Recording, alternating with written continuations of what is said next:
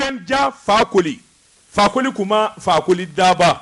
Jonsi Seydou an sigira kɛnɛ kan Cikendia Fakoli dɔnkilidala bado jesinali jamana bɛɛ lajɛlen y'a sidɔn a ko n'ale bɛ Bamakɔ n'a tɛ Bamakɔ n b'o da tulo kan a mana kɛ diɲɛ yɔrɔ o yɔrɔ nin jɛmu kan a bɛ se k'a lamɛn diɲɛ fa bɛɛ lajɛlen la Cikendia Fakoli kuma Fakoli daba a ka kunnafoni lase Jonsi Seydou k'a dɔn an sigira an ka kɛnɛ kan bi ye ntɛnɛn ye duwaku daminɛ don duguba kɔnɔ maa kamana gannen don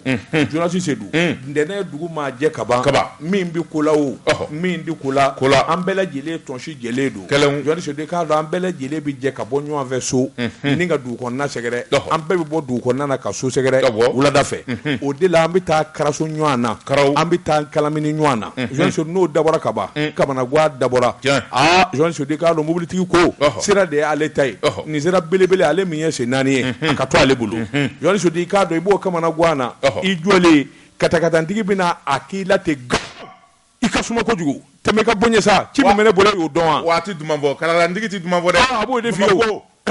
circulation na maa min dama ka go maa bɛɛ ye kalalandigi don ale natanda don ka bɔ so katakatani ale ni k'i ɲininka mobilitigi bɛ mankan na tuma min ala mototigi bɛ se ka na don a cɛla ten bɔ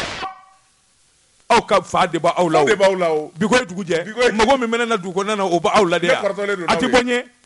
wa a bɛ t'o la ambulance bɛ se ka fiyegu a bɛ nɔɔni sans interdit fɛ k'a bɛ nɔɔni ka tɛmɛ Jonsi Seydou o duguba kɔnɔ maa filɛ min ye Bamakɔ a lamini n'a bolokɔnɔ dugu foli ani tani an b'o kɛ ka ɲɛsin lamɛnbaa bɛɛ lajɛlen ma an bɛ taa minɛnw sigi Danpan Jariso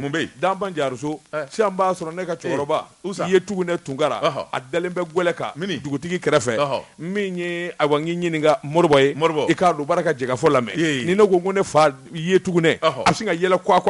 n le min pa ye o bɛ jɛgɛfɔ lamɛn cogo di o se b'u ye réseau tɛ radio tɛ nfa goudron tɛ honorable député hali tɔliso ti Danpan Jariso nfa bilen o ye radio so da la an ka dugu la o bɛ jɛgɛfɔ ta radio ni radio tɔgɔ de b'o la hali Danpan dugu kɔnɔ maa bɛɛ to radio sisan b'a sɔrɔ dugutigi bɛ gɛlɛ kan n'o tɛ Moribo Jariso n'o tɛ ɲankuma b'a sɔrɔ Basabugu Njiba Daba Jɛdugu Torodo Bosofala a bɛɛ kalansonnen bɛ ɲɔgɔn na radio so 2 k'a bɛɛ nu turu jɛgɛfɔ la radio faso ɲɛta radio La Voix de Bosofala voilà radio pirate qui n'a jamais été autorisé par la HAC non j'ai eu l'autorisation de la HAC et notre partenariat avec Jɛgɛfɔ c'est signé par Dieudonné Dako Jonsi Seydou ne tɛ n ka programme suɲɛ dɛ Dieudonné yɛrɛ de ne ka lettre signé e ka radio kɛ yanni su ka quoi e ka radio ni Mandiya FM est-ce que directrice y'i ka lettre signé ɲaama dɛ Ahmed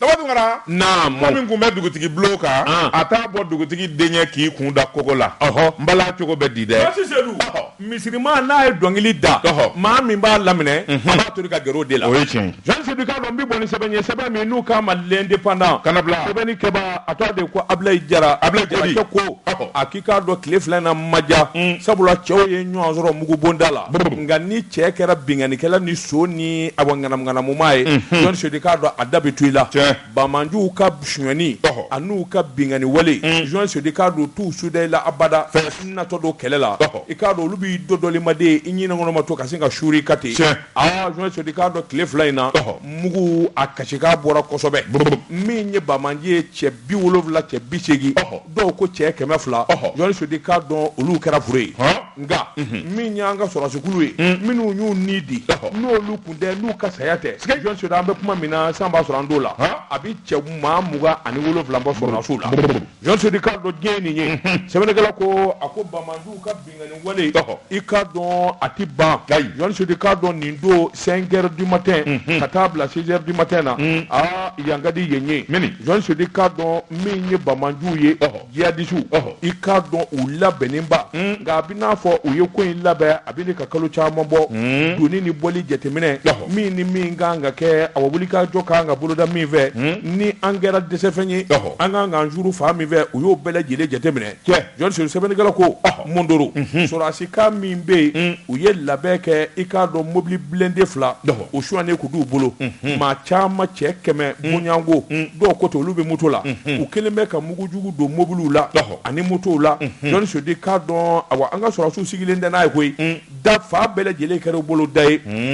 blende ninnu u nana yɔrɔ dɔ kari jɔnni sodi k'a dɔ ka don da fɛ sɔrɔsiw jɛlen bɛ k'u ɲɛsin da min ma ni donda kɛra a bɔ 60 ni kɔ ye i y'a dɔn kɛlɛ a bɛ burundu jɔnni sodi kuma min n'u nana suuru gada mugujan min bɛ sari yɔrɔjan fɛ bɔdɔw jɔnni sodi k'a dɔ ka fa bɛ ɲaami sɔrɔsikuluw bɛna faamuyali kɛ kuma min ka fara ɲɔgɔn kan jɔnni sodi k'a dɔn o y'a sɔrɔ bini ka digi dɔɔnin kan na sɛbɛnnikɛla ko nka sɔrɔsiw n'u ka cɛsiri n'u ka hakili ɲuman bɔ u nana wuli ka jɔ boloda ka labɛnkura boloda jɔnni sodi n'u ko law n'u ko paratata n'u ko gudun jɔnni sodi k'a dɔn cɛ 40 kɔ buruna yɔrɔ la u nana ye k'a fɔ jɔngwala ninnu kɔni an mana balu la cogo o cogo ninnu labɛn bɛɛ dabalikura b'u bolo o tuma an k'an yɛrɛ ɲini jɔnni sodi an k'an yɛrɛ ɲini yankadi ye min ye an ka sɔrɔsikuluw ye u nana marifa ta k'u nɔ bɔ jɔnni sodi k'a dɔn maa 20 ni kɔ u k'o lajisira Allah bokɛrɛ ni sugunɛ ni jolikɛrɛ ni basikɛnɛ yɔrɔnin kelen ni sɛmɛ wala k'a bɛɛ nɔɔni ɲɔgɔn na jɔnsi sedu sɛmɛnikɛla ko min ye Abulayi Jara ye nka ko in kɔni ma ja o jɔnni sedu sabula adamaden n'i bɛ to fɛn fɛn la o tɛ ko duman ye min ye wulikajɔ ni jateminɛ ye laban nana jateminɛ kɛ sa an ka sɔrɔsi kɛ maa 20 ani kɔ olu sara jɔnni sedu k'a dɔn maa 30 ni kɔ olu joginna nka an bɛ don min na ko bi min kɔni fara Bamaji la jɔnni sedu k'a dɔn danda la a ko Mali armée jɔnni sedu k'a dɔn cɛw don minnu y'u kale k'a fɔ an ni de bi to a la jamana bi kisi jamana bi tanga jɔnni sedu ni n'a ɲɔgɔnna dabali kuratɛ a fɛɛrɛ kuratɛ hakili b'a la o de la ka nin ɲɔgɔnna ko caman kɛ ka tɛmɛ a don a digira an ka mɔɔw na o kɛra sɛbɛnnikɛla ko min yɛrɛ jara ko in yɛrɛ tɔ bɛ i y'o dɔn wa kuma min n'u ye faali kɛ ka faali kɛ jɔnni sedu k'a dɔn maa tɛ bɔ maa na jɔnni sedu k'a dɔn u nana su woloma ka taa ye k'a fɔ Bamaji u ka cɛngana caman de tun bɛ nin ko in kɔnɔ jɔnni sedu a ko n'i y'a ta k'a lajɛ min ye Ibrahima Mariam Abubakar ninnu bɛɛ lajɛlen bɛ bɔ Nigéria jamana na ninnu ye sɔrɔsi Bamaji cɛ kana gɛlɛw don min ye Fuseni Bari ye ani ayiwa Ibn Yunusa u k'a ma ko ayiwa Bobala jɔnni sedu k'a dɔn ani Nuhum Diko min ye wulikajɔ ye a jirala k'a fɔ olu ye Burukina bɛ ye jɔnni sedu k'a dɔn Asan Bari o bɛ bɔ dugu min na o de ye ayiwa n k'i ɲininka Jalube ani Amadu Diko min ye ayiwa Boni ale ye Boni ka ye sɛbɛnnikɛla ko faali dama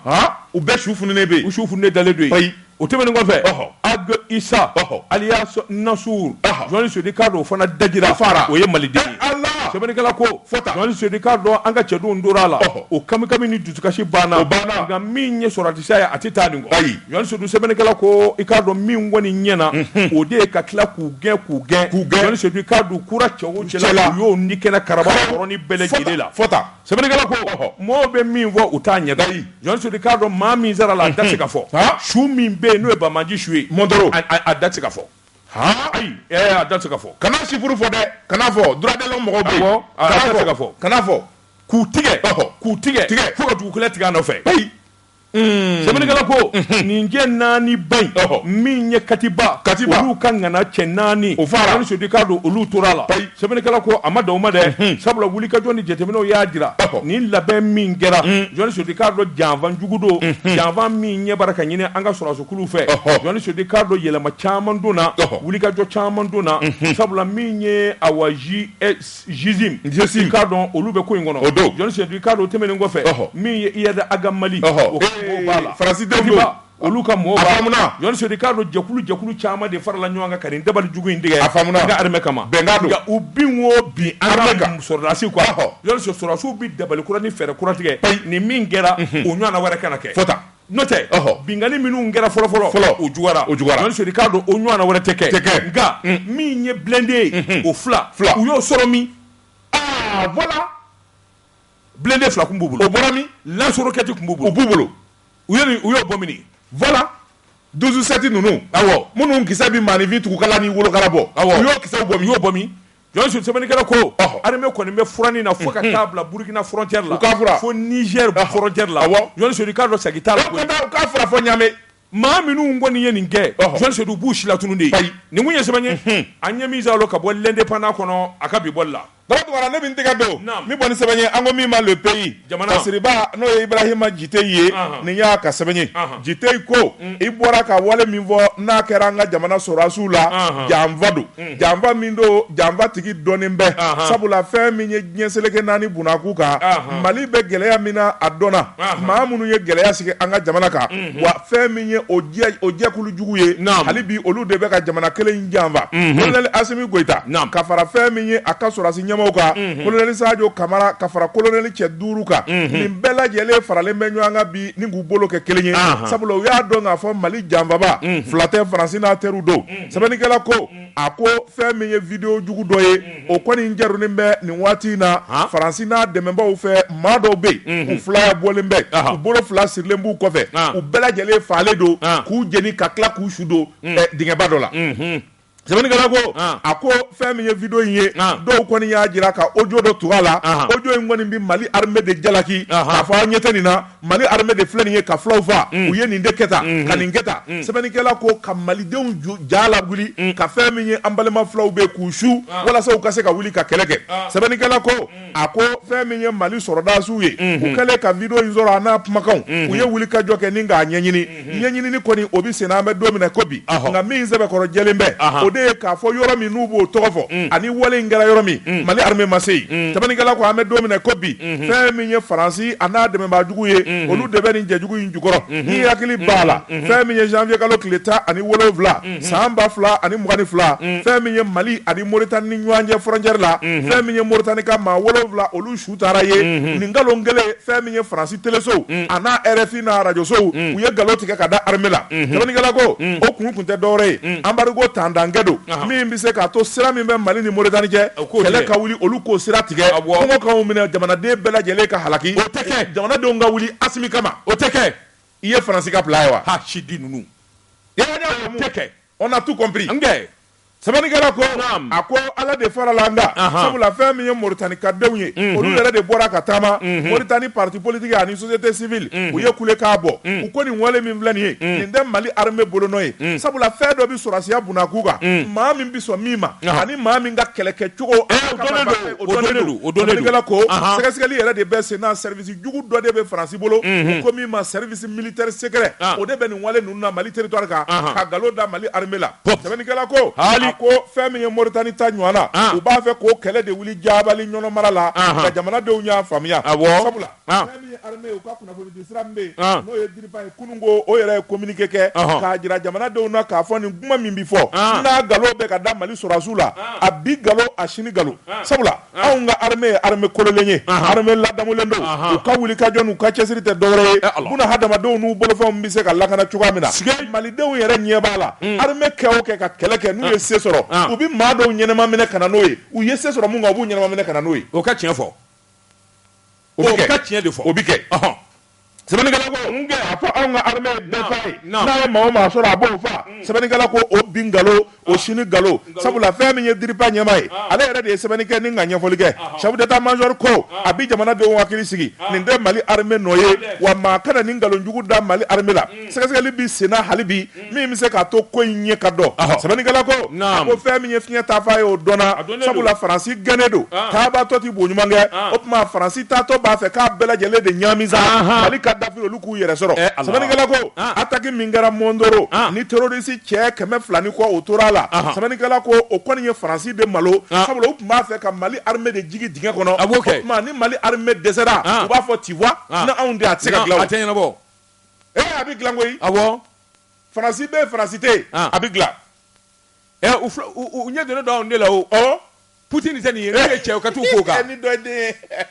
n'u ye den ye u k'u falen d'u fa n'u ba sinji la u k'u bolokɔni ɲɛsin Poutine ma i kɛra ni président n y'a ka kumakan dɔ lamɛn sɔgɔmada in na a hinɛ donna n na a ko o taama a ye nɛgɛ k'an kɛ ba falen kan a ye n janfa a ye n su bi ne ka maaw bɛ ka sa maa si tɛ ka ne dɛmɛ wo n ma den a ye n dɛmɛ wo n ma den ne k'i ma foyi i ma foyi y'a la fɔlɔ i kɛra ni président n ko kun ye cadre bɔla a jɔ b'a la o ko i tɛ ninnu deli ko Vladimir Viki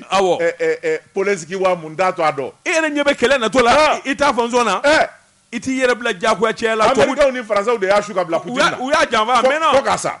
kunnafoni filɛ nin ye an ye min zalo ka bɔ le pays kɔnɔ a ka bi bɔli la Josi Sedou Safiando balo be ala bolo Josi Sedou men bolo buka kado mbi boni sebenye seben mi nu kama le sursaut Josi Sedou kado Adama Tunkara ni nyaka fasiriye ma kana ke hina bato e ikana ke silama yere Josi Sedou nga ambele jele ka ke horonye ni nyua na saya bakule no kera jamana kono Josi Sedou kado ma minu zara jamana dondo do fabala do koreke bala do che bala Josi Sedou sorase minu ndora ni ngoina ma muga ani ko fo wal ma bisaba Josi Sedou otike jamana kono abada ko jamana de bele jele manga tashi ni mirike ible ma duawdo Josi Sedou kado e kangi dadi semenekala ko ministry ando goli gindo Josi Sedou kado ale min be nyenaje ministry kuna ale min be soko ni dongo ministry kuna ayi wuli ka jo bolo da ayi kangari dake kangari da min be talike ka nyeshi Josi Sedou kabini awakele ngoni ngera ni kuna foni dira ka fo anga sorasu do torala ministry ko sisan ngoni ko sera dana jamana kono ambe de bi fakele bakele sorasu wo gendarme wo u ko mi ma to kana de national o de ka sangasi sanga bonzigi Josi Sedou jamana de be ka sangasi na yija ikana duwa uke Josi Sedou nga isigi kaso Josi Sedou mi nya dunu ni tegera ni nyena jay u ko ni ga dabla kle damado pew kle sabat dama Allah mamunu be ka sanye dongodo u ka dimbe obiya u muso obiya ka kle saba nyeji ko lu fe hani makashi ki manga usuma ami dese ko ke jamana e amanga dese malide fene Josi Sedou marako yara ha sebenikala ko akika don ni ngo minu vleni afanga ka bo duguba ko na la kerengera ne nyana Bamako Josi Sedou ka do Bamako ka koni minyu ka nyana je ko e minyu ka ay wa dongile daw ni tegera tloe Josi Sedou ka do mbendia uti fembo ala hal na fora jamana kono ko ka tlo nga dabla ka nyana je dabla kle damado damade nyinina Josi Sedou ka do bele jele desera sebenikala ko akika don abakuna foni mbora ka bi sibiri o sibiri dongile ibaye ka fo nyene je bolo dale kundo Bamako yoro chamana mi nye palais de la culture ye mi nye concert ye mi nye Allah yeniye sumuni top étoile dunu voni balafo konyo cortège njigina Bama Arla de njiginu na oui Abu Jitei Abu anya demeya u kele ka genga bo badaina angu manga ka vraiment ma nyena madu mais a fɔra ko ɲɛnajɛw kana kɛ Bamari kun kan ka kɛ Josi Sedou a ma sɔn ka bɔ a dɔgɔkɔrɔ ko ko ɲɛnajɛ bɛ kɛ ni ye mun ye ta président ka décret kɔfɛ national awɔ Samito Bamar ɲɛnajɛ in kɔni k'a fɔra ko concert bɛ bɔ wa mɔɔw fana bɛ sɔn ka bɔ o fana na tuguni ka taa e ka lajɛ Abu Jite kana dɔn ni Abu ko a b'a kɛ a t'a kelen to ye n'a yɛrɛ kelen bɛ se ka concert kɛ a ma ban mais non soyons sérieux jamana ba in kɔni an bɛɛ ye fakele bakele dɔ de fa sara dɔ de cɛ sara dɔ de kɔrɔkɛ sara dɔ de dɔgɔnin sara o y'a ni fili jamana de kɔsɔn ka jamana kisi tile 3 an k'an da de ka dugawu kɛ ninnu ye an ka sanga bo da sigi bɛɛ ka o sigi ka so mun ɲɛnajɛ ni ye mun ɲɛnajɛ minɛ mɔgɔ la don o don i bɛ ɲɛnajɛ la k'a wari minɛ maa tɛ kuma i fɛ mankan min bɛ nin dafɛ dugu ninnu na ye Josi Sedou n'i y'a misikara Ala k'a ni silamɛw kisi misikara Jarati kɛ Bamakɔ ka an bɛ yamla ale yɛrɛ ti bɔ a si o da fɛ Abu Jite nin man diya ye dɛ mun Bamari ko y'o ye Josi Sedou ministre ko cɛ wo cɛ ye kala bila dunun na ta filani kɛ kangari dalen don min kɔni ye fa bɛɛ lajɛlen min ye lakana tigɛlamaw ye u k'u tulo fɔlɔ sariyatigiw k'u tulo fɔlɔ Josi Sedou n'a fɔra ko jamana ko den national bɛɛ lajɛlen kan ka timɛ hali n'a sɔrɔ maa min tɛ bɔ Mundoro n'i sigilen bɛ Bamako yan cɛw dɛsɛra jamana ye cɛw an k'an k'olu sukasi kɛ Josi Sedou k'a dɔn o de ɲɔgɔn tɛ a ko n'o kɛra a bɛ kɛ sababu ye Josi Sedou k'a dɔn jamana den fasoden ɲumanya ani ɲɔgɔn ganu ni ɲɔgɔn bonya dɔ bɛ fara a kan nin kun ye sɛbɛn ye an ye min bɔ sursaut kɔnɔ a ka bi bɔli la tɔgɔ ne bɛ n tɛgɛ dɔn ni kɔni sɛbɛn ye an ko min ma Azalaï Express fasiriba n'o ye Albert Mayiga ye nin y'a ka sɛbɛn ye Albert ko a ko a kadina tɛ dabila diɲɛ nege tɛnɛ kɔ docteur Choguel ko k'ala Mayiga n'a ma jija a bɛ to a kelen na sabula ni misi pa biriba kunna a to a de bɛ kɛ cɛ sonsoronnen M5 RFP u ye réunion dɔ kɛ alamisa don réunion in Choguel ko k'ala Mayiga a kun bɛ jɔnnasigi la e ko sigi in diyara la de a yɛrɛ y'a ka blokiba gosi ka wuli ka taa a ka sira fɛ a jo Isayi di M5 de ko don M5 ye diɲɛ wuli don wa n'i y'a mɛn Choguel sɛlɛ M5 non an ma se o yɔrɔ ma sa sɛbɛn in kalan ɲi sa i tɛ dabɔ ne na i y'a mɛn M5 Choguel MPR était mort ici non maa bɛ se ka maa dakan minɛ in na maa de bɛ se ka maa dakan minɛ nka émission ala y'i da min kama i bɛ taa k'o da émission gansan émission sa dɛ i ka n ka fɛn ɲɛfɔ n ye a ko mun sɛbɛn ko sabalikɛla ko a ko n'i y'a ta k'a lajɛ fɛn min ye ko in ye a ma kɛ gundo ye émission comité stratégique u ye wele bila Choguel Kokala Mayiga ma heure 5 a sigilen bɛ cɛmancɛ la dɔw bi kuma a kan dɔw b'a ɲɛfɔ e ye nin kɛ tan e ɲinɛna dɛ e bɔra anw de la anw de y'i sankɔrɔta ni ka kɛlɛ kɛ walasa i ka se ka jɔyɔrɔ in sɔrɔ e b'anw lagosi cogo jumɛn na i b'anw bila bolo kɔfɛ mun na mun na e kɛlen bɛ ka ko in bɛɛ bɛn i kelen ma i tɛ fɛn di maa ma mun de kɛra ne ko i y'a mɛn M5 RP o i y'a mɛn a wuli ka jɔ ka kɛ n ko cɛ dɔ de bɛ yen o y'a tu tigɛ o ma bɔ a la bi wa Imam Dicko a fanga n'a bonya Imam Dicko tɛ wa non Imam taara misiri la non oui c'est vrai j'ai posé une question non je suis d'accord alors o b'a la bi wa Imam ye baara di ninnu de ma ka taa je t'ai posé une question a b'a la bi wa a t'a la merde wayi sɛbɛn fɔ n ye Isaka Ojimi yɛrɛ bɔra la o numéro 10 bɔra la Clément Dambélé bɔra la ni bila les cerveaux bɔra la Abubakar Sidiki Fama bɔra la alors e dugu nin bɛɛ tɛ M5 ya olu taara min u da ma bɔ a la pewu wa u bɔra la mais non n'a fɔra ko nin bɛɛ ta n'o ma maa min fa Jean Sodi bi to a la o ye tiɲɛ u ka Choguel to ye Daka don awɔ sabalikɛla ko Daka min mana k'a ye M5 kɔni n'u ta tere juguya f'a ye sabula olu n'u ta ti sa sabalikɛla ko a ko fɛn min ye M5 ŋanabaw ye olu tun bɛ kɛnɛ kan sabula Choguel sigi fura dama ka se binna fɛn min ye tigɛlumani ye a y'o ta ka M5 ŋanabaw sɛgɛrɛ maa minnu bɛ yen n'olu dati bara kɔnɔ n'olu y'a piye ale fɔ Choguel ye f'u daji bi sera a kan Mohamed Ali Bacili i y'o dɔn o yarɔ o da kɔni foyi ti bala o da la o y'i da ɲɛsin a ma f'a daji bi sɛrisɛri Choguel kan Cheikh Umaru Sissogo o dusu ka bon Madame Sika Jatuso o dusu sira a ko nin bɛɛ lajɛlen y'u da sago de fɔ Choguel ma a ko n'i y'a mɛn e Choguel bi i bɛ premier ministre y'a fɔ ala ni M5 sababu a ko Choguel kɔni u y'u da sago de f'a ma Choguel ko a ye kuma di a mi kuma ko yan dɛ tu parles pas pas de commentaire tu parles pas ici ne ko i y'an ka kuma mɛn wa i m'a mɛn Choguel ko a y'a mɛn a ye dɔlɔkiba cɛ ka bɔ e bɔra ka ni maa minnu tɔgɔ fɔ ninnu ma ŋaniya kɛ jamana kɔnɔ o tɔgɔ ma bɔ wa o kɛra j'ai beaucoup de respect pour cette grande dame Madame Sika Jatuso Madame Sika Jatuso la dame de fer c'est une grande dame une dame de fer oui mais bi t'a ka don ye non mais elle a fait la lutte ni diɲɛ yɛlɛmana mais elle a lutte de kɛ Madame Sika Jatuso ni diɲɛ yɛlɛmana i bɛ yɛlɛma a nɔfɛ elle est du mouvement démocratique elle a lutte de kɛ maa minnu nana ni démocratie ka Musa Kɛlɛ a visage découvert pour la première fois mun de ka taa don a tɔgɔ bɛ fɔ bi a binna a ma bin dɛ a tɔgɔ bɛ fɔ bi chaque chose a son temps ça a son temps Mohamed Ali Bacili il a été l'un des ministres plus côtoyés Mali kɔnɔ ka tɛmɛ IBK ka tɛmɛ bɛɛ kan a kun ma ka di a ma ka di a ka kuma ka kɛnɛ mais a bɛ cogo di bi a ka yele fara n'i ka yele fara Ala de b'a minɛ u ka Choguel to yen sa dɛ ale de ye Choguel ka yele minɛ a Bilhak M5 de ye Choguel ka yele minɛ a bi bi da ko tiɲɛ tɛ sabalikɛla ko a ko n'i y'a ta k'a lajɛ fɛn min ye Choguel ye a yɛrɛ bɔlen a ye interview di a ko fɛn min ye nin kumabaden ye fɛn min ye heure 5 ani minute 30 u y'a bɛɛ kɛ kuma na hali dakuruya kelen kuma u ma sɔn k'a di ne ma o tuma ko mun de bi don M5 ma voilà Choguel ko qu'est-ce qui prend les M5 jamana ko de don wa parti ko de don wa clan ko de don a ko de don a ko ale bi jamana ko de la wa n dara a y'a ka gulokiba gosi ka don mobili kɔnɔ ka taa bravo toutes mes félicitations Choguel toutes mes félicitations foyi tɛ gansan ye dɛ il fait ça au M5 il fait ça au M5 mais Choguel était le président du comité stratégique in dɛ o de tun ye M5 yɛrɛ ye mais Choguel tɛ a la bilen o il n'est plus président du comité a banna koyi Ahmed Diakité jɛ ka pub k'a ka feerefɛnw lakodɔn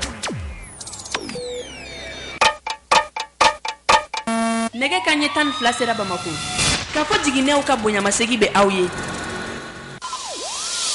Jeka pub kaka feerefɛn Eflecha tire flèche jusqu'à dans Bamako mun kɛra Eflecha kɛ o m'u ka tombola belebeleba daminɛ Bamako tuguni wa u k'u famana k'a kɛ o de nisɔndiya b'e la Eflecha a bɛna a ka tombola kura boloda min n'a lajɛli fɛn tɛ se ka fɔ ka ban jeliba bazɛnw vaccins téléphone moto jakartaw frigo congélateur ani télé Zefre TV et CO wala écran plat fo ka taa se du terrain caman caman o tuma foroko lankolon bɛ anw minnu bolo k'a falen n'anw b'a fɛ k'a falen an bɛ taa n'a ye i bɛ se ka taa n'a ye dabanani na radio Jɛkafɔ radio Ɲɛta radio Nasirawule radio Liberté radio oxygène aw ka kan ka hakili to février kalo tile fɔlɔ ka taa se octobre kalo tile 22 ma san 2022 a bɛ kɛ place cinquantenaire la bamari bɛ kɛ yɔrɔ min na bada fan fɛ o la an b'a fɔ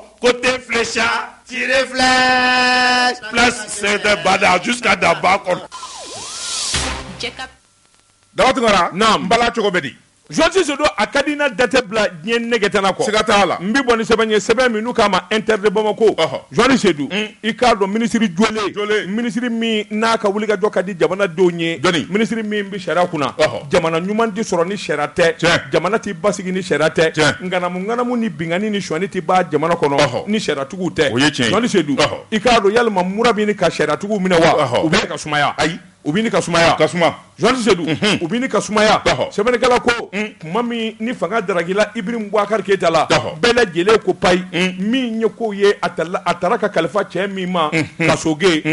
Johnny Seydou k'a dɔn jamana in kɔnɔ a dɔnnen don tilennenya sariya tigɛ ko ɲuman tiɲɛjala fɔli Johnny Seydou k'a dɔn a ja tɛ tigɛ a tɛ nimisa abada ko kelen na sabula fɛn o fɛn n'a b'a kɛ a b'a fɔ ko sariya sɛbɛnnikɛla ko tuma min coup d'état kɛra ni fanga bɔsira Johnny Seydou k'a dɔn wulikajɔ fɔlɔfɔlɔ min ni maliden jigi dalen don a kan o de ye ŋanamu kɛbaw ye suɲɛni kɛbaw jamana janfabaw min ye jamana fosi Johnny Seydou k'a dɔn bɛɛ lajɛlen ko sisan an gɛrɛla ɲɔgɔn na a dun kɛra ten koyi sabula wulikajɔ bolo kan ani jateminɛ Johnny Seydou k'a dɔn sɔmin kelen don maa o maa na k'a fɔ jamana dɔɔnin b'i kɔnɔ walima i ye jamana janfa Johnny Seydou k'a dɔn disiba ni maa kun tɛ k'u ɲininka maa tɛ d'a la k'u bɛ se ka minɛ i k'a dɔn kaso kɛ a tɛgɛ da u bɛɛ ka kelen sɛbɛnnikɛla ko Sumeli Bube Mayiga o minɛna a don premier ministre kɔrɔ don Johnny Seydou maa si se ka da la k'a fɔ Bube kun bɛ hakɛ min na a don kuma min b'a da ani jamanadenw kelen bɛ k'a bila danga minɛ ko cɛ bɛ se k'a minɛ a minɛna k'a don kaso la Johnny Seydou madame Buhari Fili Sisɔkɔ kaso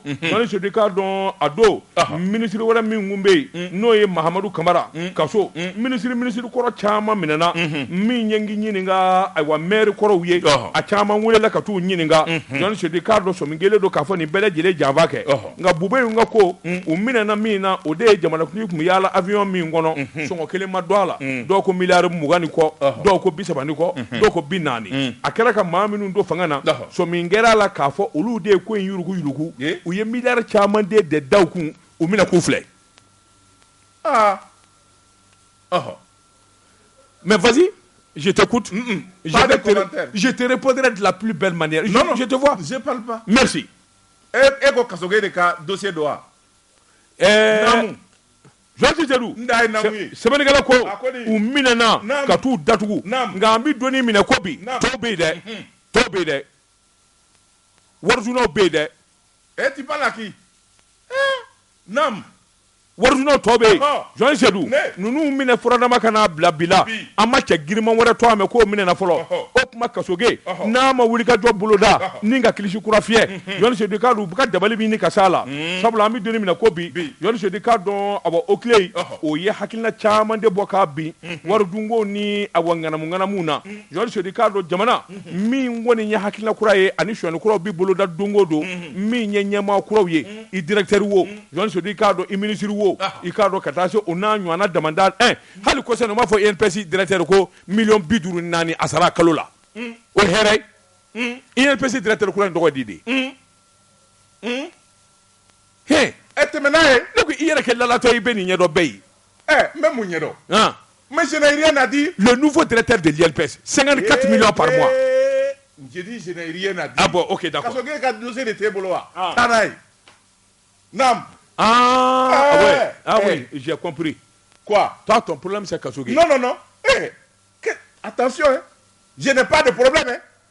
Mon problème, c'est qui t'a dit que j'ai un problème? Je n'ai pas de problème. Johnny Seydou, min ye Kasoge, jamanaw ɲɛmaa dalen don a la, jamanadenw yɛrɛ dalen don a la. Johnny Seydou n'a ma wuli ka jɔ wɛrɛ boloda, waridunnaw ma ban dɛ, sunba kulew dalen don hali bi ayiwa jamana kɔnɔ. Min ye o kile ye, o ye sɛbɛnfura kura minnu bɔ, ŋanamumaw ni suɲɛnikɛlaw kan, jamana nangarabaw kan. Johnny Seydou k'a dɔn tile fila na an b'a fɛ ka ko kura mɛn. Nin kun ye sɛbɛn ye, an ye min bɔ interdit Bamako kɔnɔ a ka bi bɔli la. Éclairant. Awɔ. Dawatingara ne bɛ n tɛgɛ don o bɛ kɛ ni sɛbɛn ye an ko min ma la colonne fasiriba n'o ye ST ye an ko min y'a ka sɛbɛn ye min ma journal tɔgɔ la colonne la colonne nguna jawa naam fasiriba n'o ye ST nin y'a ka sɛbɛn ye ST ko a ko fɛn min ye Sumelu Bube Mayiga a ka kɛnɛya ko a n'a bilali ko a ka se ka taa furakɛ jamana kɔ kan fɛn min y'a furumuso ye a kumana a ko n'i y'a ta k'a lajɛ Sumelu Bube Mayiga a minɛlen bɛ a bi kalo 6 bɔ furumuso in kɔni a ye sɛbɛnni kɛ n'o ye madame Mayiga Binta Yatasa ye Binta kɔni ye sɛbɛnni kɛ Binta ye sɛbɛnni min kɛ a ma ci daba ma a y'a ci jamanakuntigi de ma n'o ye colonel Asimi Goita ye k'a da Asimi kulo kan k'a fɔ ale ni a ka miiri a ka hinɛ a ka makari sabula ale furu cɛ bana de b'a la bana in ka jugu kilo 23 bɛɛ dɔgɔtɔrɔw y'a peser a y'o de perdu sɛbɛnnikɛla ko a ko Sumelu Bube Mayiga bana digilen b'a la a pasalen bɛ fɔ k'a kɛ dɔnbalafili ye o tuma min ka ɲi ma n'u t'a fɛ k'a ni kɛnɛ karaba u ka teliya la u k'a bila a ka taa furakɛ Faransi min bɛ se k'a to a ka tila ka segin ka na jamana kɔnɔ sɛbɛnnikɛla ko fɛn min ye furumuso in kɔni ye a ye nin lettre de ci ni k'a ci jamanakuntigi yɛrɛ ma n'o ye président Asimi Goita ye sɛbɛnnikɛla ko a ma da o dɛrɛ ma a ye sɛbɛnni kɛ ni k'a ci ministère de la santé ministère de la justice n'o ye sariyatigiw ye premier ministre k'a da bɛɛ lajɛlen kulo kan Sumelu Bube Mayiga a banalen bɛ bana in kɔni ka jugu a bi kalo damadɔ bɔ kule k'a bɔlen bɛ sanga ni waati sabula kiliniki dɔ bɛ an ka jamana kɔnɔ u taara lada ye k'olu k'a furakɛ dɔgɔtɔrɔw kɔni bolo dɛsɛra co olu yɛrɛ labanna k'a fɔ k'a ti ɲɛ fiyewu fɔ a ka bila ka taa kɔ kan a ka taa furakɛ sɛbɛnnikɛla ko a ko Sumelu Bube Mayiga fɛn min kɔni ye kiri ye a ma tigɛ fɔlɔ koyi sabula n'i y'a mɛn tubabukan na présumé innocent o don o kɔrɔ ye a bɛ se ka k'a ye komi a tɛ se ka k'a ye fɛn min ye Sumelu ye n'a condamnelen tɛ k'a fɔ fɛn min kɔni ye jamana ye a b'a fɛ ka basi s'a ma jamana sɛbɛn bɛɛ lajɛlen na ni nin n'a ɲɔgɔnna bana y'i sɔrɔ i bɛ taa furakɛ nka fɛn min kɔni ye danganiya ye o bi da i kan n'i furakɛla n'i nɔgɔyara i bɛ tila ka na sɛbɛnnikɛla ko fɛn min ye Sumelu Bube Mayiga ye a furumuso a n'a denw olu kɔni u bɛ maɲumako bɛɛ lajɛlen de la jamana faamaw ani kiiritigɛlaw k'u deli min bɛ se k'a to u fa ani u furukɛ hinɛ bɛ se ka k'a la cogoya min na a ka taa furakɛ ka na Sumelu Bube Mayiga ye cɛ min ye danbetigi don cɛ gɛlɛn don k'a fɔ ko nin bi k'a taalen minnu ye telimani ta ka kɔsɔkɔsɔ digi Sumelu t'o cɛ ye sɛbɛnnikɛla ko a ko Sumelu bɛ min ɲini o de y'a ka kɛnɛya n'a kɛnɛyana a bɛ segin ka na bila kiiri ka danganiya la nin ye an ye min bɔ la kɔlɔmu kɔnɔ a ka bi bɔli la ko jɔnni ye sɛbɛnni kɛ Sumayila Tera ayi ko jɔnni ye a muso jumɛn ye lettre kɛ ko madame Mayiga Binta Yatasa ye voilà n'i ye ko kɛ ka ɲɛ i bɛ lamɛn don dɛmɛna Binta Yatasa yɛrɛ bolo se ka d'a kan on parle de journaliste ye min sɛbɛn de fɔ ayiwa min mana kɛ ka kɔrɔ anw tɛ ɲinɛ koyi i bolo don sa i bolo don tile gannen don a la tiɲɛ yɛrɛ la tile gannen don a la n kɔrɔkɛ man kɛnɛ lettre de cira Asimi ma a ma cɛ ma lettre ma ci ma a cira Asimi de ma adamaden i mana kɛ cogo o cogo miiri n'i ko dugu dɔ ka jan dugu wɛrɛ b'a kɔfɛ tile gannen don maa si kun n'a dɔn ko bibi se i bɛna su ko an na Allah i bolo don Allah n k'i bolo don jelilen de ti ɲɛ n ka kuma wa n ka kuma Yatasa Binta Yatasa i ka kuma tile gannen don a na sa ɲɔ ka ca wugu la i bolo don Jɔnji Seydou ne bɛ n bolo bugɔ ka don n bɛ bɔ ni sɛbɛn ye sɛbɛn min n'u k'a ma le témoin o don sɛrɛ maa min ye sɛbɛnni kɛ a tɔgɔ de ko Amidou Keita Amidou ko min ye jamana nafolotigibaw ye u ka jɛrɛjɛkulu i k'a dɔn wulikajɔ ani hakilina kura Conseil national patronat du malien CNPM Jɔnji Seydou k'a dɔn a bilama a gɛlɛyara fo k'a fɔ k'a to ten a bila n t'a bila Jɔnji Seydou k'a dɔn nɛgɛ kalama tɛ n'o tɛ i b'a fili canjala k'i yɛrɛ ɲini sɛbɛnnikɛla ko a ko in gɛlɛyara u ni ɲɔgɔn cɛ ɲɛmaa min kun sigira ɲɛmaaya la n'o ye Jaje u dɛsɛra ka fara Jaje la a k'a ka baara kɛ kalo 18 u b'a nɔfɛ su man di tile man di Jɔnji Seydou k'a dɔn ayiwa jɔyɔrɔ ko kɛlɛ kɔni o ti ban u nana don ko la sa ko min yɛrɛ kɔni ti ban don o don kiiri kura don o don mankan kura don o don wulikajɔ kura Jɔnji Seydou k'a dɔn ayiwa maa hakilimaw nana miiri kɛ ka jateminɛ kɛ nin ko in bi dangan min na an t'a bɛɛ lajɛlen dakolo di k'a filenkolon di ka segin a kan wa Jɔnji Seydou e ko u ma laban ka so masadi sabula min ye conseil patronat des régions n'o ye CPR ye Jɔnji Seydou k'a dɔn marsikalo tile fɔlɔ tɛmɛnen in na olu nana ɲɔgɔn ɲɛba kɛ patronat siège la bɛnkanw ni hakilinaw nana wulikajɔ boloda jɛkulu ka sigi jɛkulu min n'o bɛna wulikajɔ boloda min tɛ Jaje ye min tɛ cɛ dɔn in ye Jɔnji Seydou cɛ dɔn ta de ye Mamadu Sinzi Kulubali Mamadu Sinzi Kulubali Jɔnji Seydou min ye wulikajɔ ye gɛlɛya in bi ban cogo min fo ka bɛɛ bɛ se ka boloda cogo min kalo 6 u ni ɲɔgɔn cɛ Jɔnji Seydou i k'a dɔn yalima est-ce que bɛn ma k'o de kan sa bɛn kɛra o kan u k'a di kulu ma i k'a dɔn u bɛna maa sigi min kɔni ayiwa o y'a ka jɛkulu yɛrɛ sigi olu bɛna baara de boloda sariya kuraw hakilina kuraw journaliste de cadre ko boloda sɛbɛnnikɛla ko u k'o den ma tubabukan na administration provisoire transition journaliste de cadre ayiwa maa 18 a ɲɛmaya tara ka di soya golfa ma maakɔrɔba o de bɛ ayiwa fɛn fin jeninen don soya golfa o fana ye vice président 2 ta ani trésorier 1 journaliste de cadre nka sɔmin kelen don k'a fɔ ninnu bɛɛ lajɛlen ye ayiwa Jaaje Sangare ka maaw ye sɛbɛnnikɛla ko ayiwa min ye nin maaw ye u bɛna fara ɲɔgɔn kan olu bɛna secrétaire général kura kelen da min bɛ a bɔgɔ baara bɛɛ lajɛlen kɛ sabula kɔrɔlen min bɛ sɔmin kelen don la journaliste de k'a fɔ o tɛ maa tilennenba ye u kɔni y'a fɔ ayiwa fɔcogo la sa nin ko in kɔni ayiwa a bɛna kɛ ko jɛlenba ye sabula min ye soya golfa ye a y'a jira k'a fɔ ale tɛ ɲɛmaya ɲini journaliste de k'a dɔn a tɛ kɔmaya ɲini nin baara in ni nin banna ale yɛrɛ b'i nin bɔ fɛn bɛɛ la sabula dɔ kɛra journaliste de k'a dɔn min bɛn kɛra min ka sariya la min ye soya golfa ye a n'a ka vice président 2 ninnu si tɛ ɲɛmaya ɲini ni voto bɛ kɛ wa baara in u kan k'a kɛ k'a gun ka taa bɛn kalo 6 ma journaliste de k'a dɔn u bɛna jateminɛw kɛ sarakisɛ minnu bɛ yen bɛnkan sɛbɛn minnu bɛ yen hakilina kura minnu bɛ yen fɛn o fɛn n'o ye gɛlɛya ye o sɛbɛnkura yɛlɛma bɛna k'o kan u bɛna ɲɔgɔn ye kura belebeleba boloda o tuma bɛɛ bɛna sigi an sɔn na walima an ma sɔn o ma journaliste du o tuma ɲininkali yɛrɛ de bɛ kɛ sa min ye ayiwa Jaaje Sangare ka taa se cɛ dɔ in ma a tɔgɔ ye di Mamadu Senze Kulubali yalima ɲininkali bɛna kɛ yalima ayiwa vote kuraw nata yalima ninnu bɛ yamaruya u kan ka bɔ a nɔfɛ wa u bɛna u fila n'u kan ka kɛ candidat walima u ka kɛ candidat ye nin bɛɛ lajɛlen bɛ sɛgɛsɛgɛ journaliste du mankan kɔni bɛ duga cogo min u bɛn'o de fɔ nin kun ye sɛbɛn ye u k'u fila bɛ sen bɔ a la an ye min bɔ le témoin kɔnɔ sɛrɛ u k'u fila bɛɛ sen bɔ a la n'i ye ne kɔni ɲininka nin fila bɛɛ bɛ t'i sɛgɛ lafiɲɛ bɔ maa kura bɛ na journaliste du n'i ye mankan cayalen i b'a sɔrɔ ko baara ka ɲɛɲini Tezara premier diaŋɛ min ka kow ɲɛɲini Tezara premier diaŋ siga t'o la baara cogo bɛ di journaliste du sɔgɔsɔgɔ n'a labanna fɔɔnɔ ma journaliste de k'a dɔn olu man jan ɲɔgɔn na journaliste de k'a dɔn n bɛ n bolo bugɔ ka don ni ka bɔ ni sɛbɛn ye sɛbɛn min n'u k'a ma l'indicateur de renouveau o don sɛbɛnkura nin y'a bɔli ko siɲɛ 3,000 500 ani siɲɛ 11 maa min ye sɛbɛnni in kɛ a tɔgɔ de ko Marakacɛ Dawu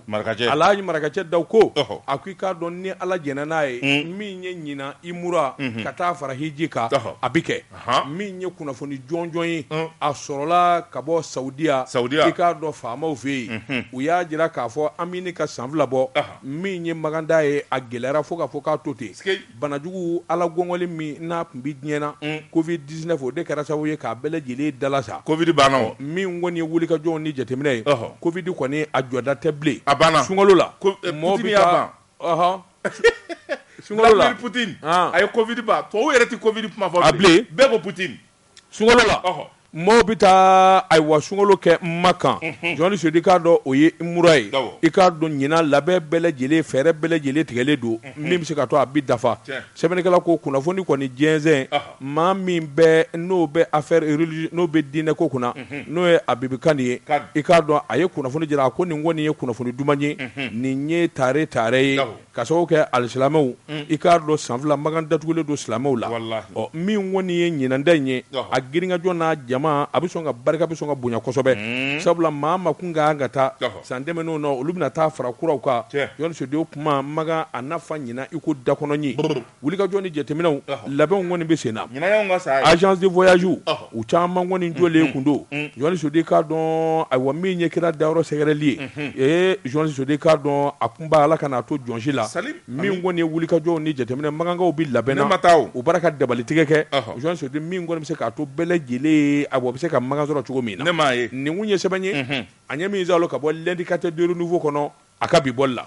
daba tuma ne bɛ n tɛgɛ don min bɔ ni sɛbɛn ye an ko pi ma le pays fasiriba n'o ye Mahamadu Jara ye nin y'a ka sɛbɛn ye Mahamadu Jara ko cɛsiri ni jija fɛn min y'an baarakɛɲɔgɔn ye n'o ye Bouakari Yaluku ye journal le pays tigi a ye wulikajɔ kɛ fɛn min ye kunnafoni di soba dɔ ni ka to koromokari u ko min ma groupe les éditions faso sɛbɛnnikɛla ko a ko n'i y'a ta k'a lajɛ kunnafoni di kɔni a tɛ taa cɛsiri ni jija kɔ f'a k'a sɔrɔ a minɛnw fana bɛɛ lajɛlen faralen bɛ ɲɔgɔn ɲɔgɔn kan sɛbɛnnikɛla ko kunun ko n'o kun ye kari ye marisikalo tile 6 san 2022 fɛn min ye Boubacar Yaliku ye a ye jama wele kunnafonidilaw fɛn min ye ASEP ye ka taa fara URTEL kan Appel Mali ani fɛn min ye kunnafonidila cɛman ni musoman ka fara kanubaw kan ani sigida denw ka bɛɛ lajɛlen kɔni dara kɛ ka kɛnɛba minɛ sabula fɛn min ye nin zo belebeleba ye a da bi yɛlɛ a ko n'i y'a ta k'a lajɛ fɛn min ye ASEP ye a wuli ka jɔ n'a cɛsiri a bɛɛ lajɛlen kun ɲɛmaya dilen b'o président ma n'o ye Ba Sidiki Touré ye sɛbɛnnikɛla ko a ko n'i y'a ta k'a lajɛ maaba caman nana nin kɛnɛ kan sabula kamalennin min n'a ye wuli ka jɔ ni cɛsiri kɛ ka nin kunnafoni di sira caman kalanso ɲɔgɔn na maa jijalen don maa cɛsirilen don kunun ko n'a kun bɛ Arasibaci nɔfɛ taama na a ye baw fara sabula a ko fɛn min ye wuli ka jɔ ani cɛsiri ye a b'a k'a yɛrɛ kolo la o de kɛra sababu ye fɛn min ye fangaba ye ni k'o fiyɛ a yɛrɛ ka journal la min filɛ n tɛgɛ nin ye o ko min ma le pays a nana kɛ quotidien ye sɛbɛnnikɛla ko fɛn min ye jamana ye a kɛra quotidien ye wuli ka jɔ ni cɛsiri kuma ɲumanw wali ani article ɲɛnamaw bilali a b'o baara kɛ a ma da o dɔrɔn ma a ye wuli ka jɔ kɛ fɛn min ye site internet dɔ ye ni k'o sigi sen kan u ko min ma fasomali.com n'i y'o gosi ka b'a subahana mansi kan i bɛ kunnafoni bɛɛ lajɛlen sɔrɔ a ma da o ma fɛn min ye arajo dɔ ye o labɛnnen bɛ arajo in kɔni a bi bɔlɔlɔ de kan u ko min ma arajo en ligne arajo Faso FM o fana sigilen bɛ nin bɛɛ lajɛlen kalansolen bɛ ɲɔgɔn na nka min y'a la belebele o ye imprimerie belebeleba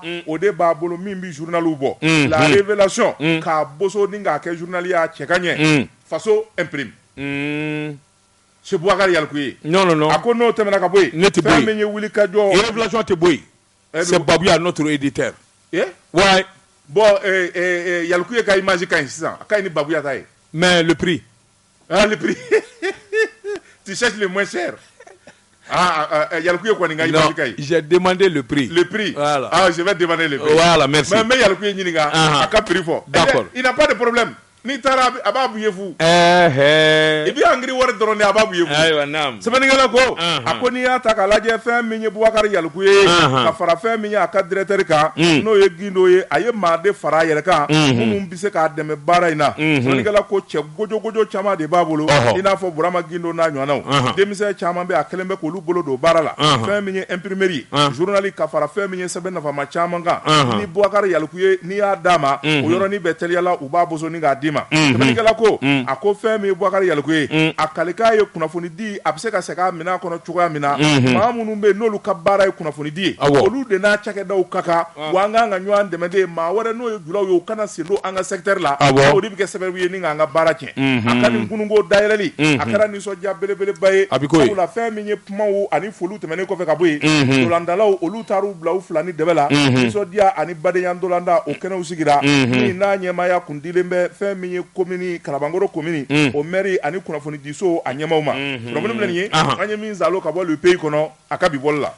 dun bɛ bɔ ni sɛbɛn min n'u k'a ma le soir de Bamako wula o don maa min ye sɛbɛnni in kɛ a tɔgɔ de ko Yusufu Konatɛ Yusu ko Yohani Sodi k'a dɔn Sikɔrɔni ani a bɔ hippodrome 2 i k'a dɔn tile fila in na min ye a bɔ tasuma ye o wulila a bɔ polisiso min bɛ ani dugudenw ni ɲɔgɔn cɛ 17e arrondissement o don Yohani Sedu i k'a dɔn dugudenw de murutira min ye denmisɛnw ye o murutira a ti tigɛ yen fɛ a ti tugu yen fɛ Yohani Sodi k'a dɔn fo ka taa laban min ye polisiw ka mobili fila ye min jɔlen don u ka da la 17e arrondissement Sikɔrɔni ka taa tasuma bila la k'o mɛnɛ mobili wɛrɛ jɔlen kun don min ye ayiwa Land Cruiser dɔ ye k'o fana jeni mun nana ni nin ye Yohani Sodi k'a dɔn ayiwa kunnafoni fɔlɔw kɔni y'a jira sabula ayiwa min ye patrouille polisiw bɛ yaala min kɛ ni ka mɔɔw ɲininka sɛbɛnw na ani ka sɛgɛsɛgɛli kɛ Yohani Sodi k'a dɔn patrouille de taara bi kamalen dɔ kan i k'a dɔn a bɛ Land Cruiser dɔ kɔnɔ u ye file fiyɛ a la min kɛ a kɛra n'a fɔ fa donna cɛ la Yohani Sodi k'a dɔn a ma jɔ o polisiw y'a dɔdɔlima k'a dɔdɔlima a sinna ka t'i kari carré dɔ kɔnɔ yelen de foyi tɛ yen Yohani Sodi k'a dɔn Land Cruiser polisiw b'a nɔfɛ a b'a digi cogo min polisiw b'a digi ten VVT dɔ wa a bɛ se ka kɛ VVT o man ɲi sɛbɛnnikɛla ko Yohani Sodi bɛ bali mun na Allah i k'a dɔn waliden cɛmisɛnnin den fitinin dɔ san 13 o t'an bɛ ci la ayiwa bitiginin dɔ la a bɛ se ka don u ka so i k'a dɔn mobili in sina ka n'o fura hali cɛnin ma nɛn nɔ a sara yɔrɔnin kelen a sara yɔrɔ bɛɛ sɛbɛnnikɛla ko dugudenw kɔni caman de ko polisiw ka mobili de y'a ta nka ɲininkali kɛlen polisiw ka sɛgɛsɛgɛliw y'a jira k'a fɔ min ye Land Cruiser o tun bɛ min nɔfɛ o de ye kamalen cɛnin fitinin tan ni k'a fa Jean Sodi k'a dɔn a kɔni kɛra dusuma kasara de dusuma kasi de ye i k'a dɔn a bɔ sigidalamaw ma min ye Sikɔrɔni ani hippodrome 2 dɔɔni mun kɛra mun de bi yan Jean Sodi k'a dɔn u tora ka kuma fɔ ɲɔgɔn ye jama dimine de sera ka bɔ ten k'u kun da u ka polisiso kan min ye 17e arrondissement ye polisiw ye jamakulu nata jama fɛrɛnda u ye marifaw bɔ k'a titi sanfɛ popo u y'a ye k'a fɔ u tɛna fɛn ye n'u dun m'u cogo dɔn u bɛna dɔ fara ko yɛrɛ ka ko gɛlɛya kan polisiw labanna don n'u ka polisiso kɔnɔ sa k'u ka daw suwa daw suwalen mobili minnu jɔlen bɛ da la Jean Sodi k'a dɔn jama fɛrɛnda sina ka na tasuma bila u la dimine polisiw ka mobili k'a jeni Land Cruiser k'o fana jeni sɛbɛnnikɛla ko a mana tigɛ dawu da dala ko in kɔni bɛ ɲɛɲini sabula faamaw y'a jira k'a fɔ min b'a ju la o bɛ ɲɛɲini Jean Sodi k'a dɔn Land Cruiser tigi a yɛrɛ labanna ka mobili fili i k'a dɔn a n'a kɔnɔmaw u y'u digi u sen la awɔ polisiw kɔni m'a dabila koyi sabula npogotigini tun bɛ mobili in kɔnɔ u y'o minɛ telefɔni 2 tun bɛ mobili in kɔnɔ u y'o fana minɛ Jean Sodi k'a dɔn n'a sɛgɛsɛgɛ Land Cruiser tigi ni muso de kun don wa a muso dɔ kɔni b'a kɔnɔ a muso don sabu a sunguru don o m'o fɔ voilà Jean Sodi k'a dɔn awɔ olu kɔni minɛna polisiw kɔni bara ka sɛgɛsɛgɛli boloda nka an bɛ donni min na ko bi Jean Sodi k'a dɔn awɔ syndicat autonome de la police Jean Sodi k'a dɔn olu kumana polisiw ka jɛrɛjɛkulu caman bɛ olu kumana laadatigi minnu bɛ yen ani awɔ komini yɛrɛ ɲɛmaw olu bɛɛ lajɛlen kɔni bɛ wuli ka jɔ la ko in kɔni bɛ se ka dalasa cogo min na a kana taa kɛ a dama mankan wɛrɛ ye i k'a dɔn sigidalamaw ani polisiw ni ɲɔgɔn cɛ nin kun ye sɛbɛn ye an ye min bɔ soir de Bamako kɔnɔ Bamako la Tungara bita an b'a bila yan sanni an k'an kɔ don ɲɔgɔn na foli ni tanni an b'a ta ka lase chambre de commerce et d'industrie a premier vice-président Ibrahima Diawara Damangile usine Stone Ibi Group PDG Malien Tukur avion tigi Ibrahima Diawara mobili belebelebaw tigi Ibrahima Diawara kana ɲinɛ dɛ Orange Money Telima tigi Ibrahima Diawara o b'a bolo di o b'a bolo ngɔgɔnɛ hali n'a bɛ Indonésie a bi Orange Money kɛ wa girima han Ibrahima Diawara n kɛ t'a tu Guinée y'an feere Guinée an ta yɛrɛ n diga mɛ kɛ an kana mɔgɔ an gira ɲɛni so kɛ an ka ma hayi na ta tapiye bɛɛ b'i ka lenke a ma ɲa dɛ an na hɔ ne kin da an gira na Diawara Damangile a bɛ ɲɔgɔn na a ma foyi mɛn ne ye min fɔ ba de b'a bolo bɔdala sa anw y'an ka balimaya k'a de fɔ an ye maraka k'a de fɔ o tɛ ka kuma ye n bɛ nin bilasira de sa société dɔ b'a bolo ko min ma Jazone ale de bɛna sɛnɛ kɛ yarɔ n'a donna secteur min na a b'o masaya ta Jazone bɛna kɛnɛbaw de walankata pomme de terre loko supɔmu karɔti jaba forondobani an bɛ lemuruba an bɛ fɛn o fɛn bɔ kɔkan ka na Ibrahima Diawara ko a bɛ fɛ ka fu siri o dan na o ka ɲi wa k'a Diawara an yɛrɛ ka sɛnɛkɛfɛnw o da k'a Diawara tabarikala ne ko n k'a ka taa Basabugu kɛnɛ yaralen bɛ yen ci t'a la fala kɛnɛ bɛ yen ni kulu ka d'a o bɛ yen ni fala ka d'a o bɛ yen anw yɛrɛ ka fala boso falaba in n'a taara yen o bɛ hectare 1000 bɔ aw ka dugukolo bɔgɔ pasa de don foyi tɛ ɲɛ a la a tɛ taa ye i t'a ɲɛdɔn dɛ i t'i bɔnɛ da la hali sini anw bɛ malo sɛnɛ an ka fala la yen ka fɛn o fɛn bɛ ɲɛ aw fɛ yen malo wusu min n'i b'a ye malo kaama wusu in min ka ɲi maanifin ma ta a t'i kɔnɔja bila i la o de bɛ anw ka fala la aw ka jamana na fɛn o fɛn bɛ ɲɛ k'a daminɛ Basabugu wala ni k'a gosi fɔ nɛgɛla a bɛɛ fala k'a daminɛ ɲamana i kɔrɔ a bɛɛ fala aw ka jamana Nzaba Mangola Valaba ninnu Nbeku o bɛ ɲɛ Benifura o de bɛ ɲɛ aw ka dugu la Bure ni Ndɔngɛ a banna ani Ndɔmɔlɔ o bɛɛ bɛ yen nka fala fana bɛ yen Jean Sodi k'a dɔn waati dafara an b'an kɔ kɛ nakɔ kɔlɔnni kɔ ye kɔ don fɛn min y'an kanuba ye n'o ye Saka Jara ye Saka Jara a nana bɔ an na a bɛ bɔ Kolokani Cɛnigebu foli ni tanni d'a ma awɔ Saka Jara k'a nana bɔ an na awɔ an ye calendrier 2 d'a ma k'a ka taa di muso 2 b'a bolo k'a ka taa di ni calendrier ma se Seydou wala n'a ye sira la dɛ Seydou Allah Jarlaka don baasi Jɛn du kan dɔ sisan min ye burapele olu b'u sɔn da farikoloɲɛnajɛ kan surafana to ma don so in na segin bɛ kɛ nin gafe kelen ka nɛgɛ ɲɛ 20 nɛgɛ ɲɛ 20 ni kelen sanga 30 ne bɛ se ka na jɛmukan min n'an k'a ma ko bamanankan kɛnsɔn de do kan ni Ala sɔnna a ma sini an bɛ ɲɔgɔn sɔrɔ nin kɛnɛ in kan sɛbɛnnikɔrɔw bɛ bɔ k'olu lakali nɛgɛw kɛrɛfɛ Ahmed Jakite journaliste Seydou Daba Tunkara wa salam Jɛka pub k'a ka feerefɛnw lakodɔn.